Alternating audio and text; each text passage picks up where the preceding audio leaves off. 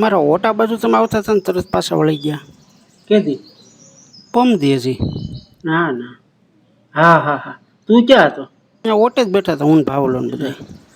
મારે છે ને વરસાદ થોડો થોડો ચાલુ હતો ને મારે કામ હતું ભીમા પર્વતના ભાગ્યાનું. એટલે મેં કીધું વરસાદ રહ્યો છે એટલે મળતો આવું. તો ત્યાં નીકળ્યું ત્યાં ખૂણા પર ઓટો રહ્યો ને ત્યાં આ બધા બેઠા હતા ભાવલા. કચરા બાપા હતા, ડાયા કાકા હતા અને ઓઘડ બાપા, મેઘજી બાપા. ત્રણ ચાર ભાભાને બીજા બે ત્રણ બેઠા હતા. તો અહીંયા નીકળો તો એ વાતું કરતા હતા. એ કે પહેલાં એ કે એને શેકે, પહેલાં સિરકા કરે, એની અંદર ચટણી મીઠું નાખે, એને શેકે, પછી એને તળે અને પછી બાફીને એવું કામ કરે. એટલે મને હું ત્યાં તરફ ઊભો રહ્યો.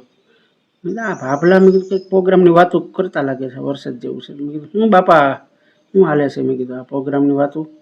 મને કે પ્રોગ્રામની વાતો નથી કે ટીવીમાં આવતું હતું કે આપણે પાપ કરીએ ને તો પછી ઉપર નરકમાં જાય તો એ લોકો આ રીતે કરે કે કડાઓમાં તળે ને બાફે ને શેકે ને એવું બધું.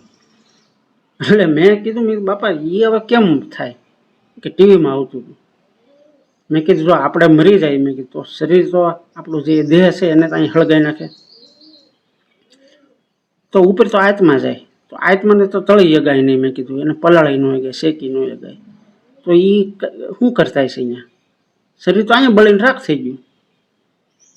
તો કે હાળું એ હાસું એ કે એટલે તો મને હાળું હું તરત ત્યાંથી પાછો વળી ગયો. મને ભૂલાઈ ગયું કે હું શું કામ ઘરની બહાર નીકળ્યો હતી.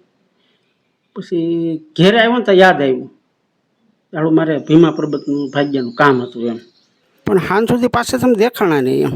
હા પછી તો શું થયું, શું કામ હતું ને એ જ ભૂલાઈ ગયું. એટલે પછી નીકળવાનો કોઈ અરજ જતો નહીં ને એમ.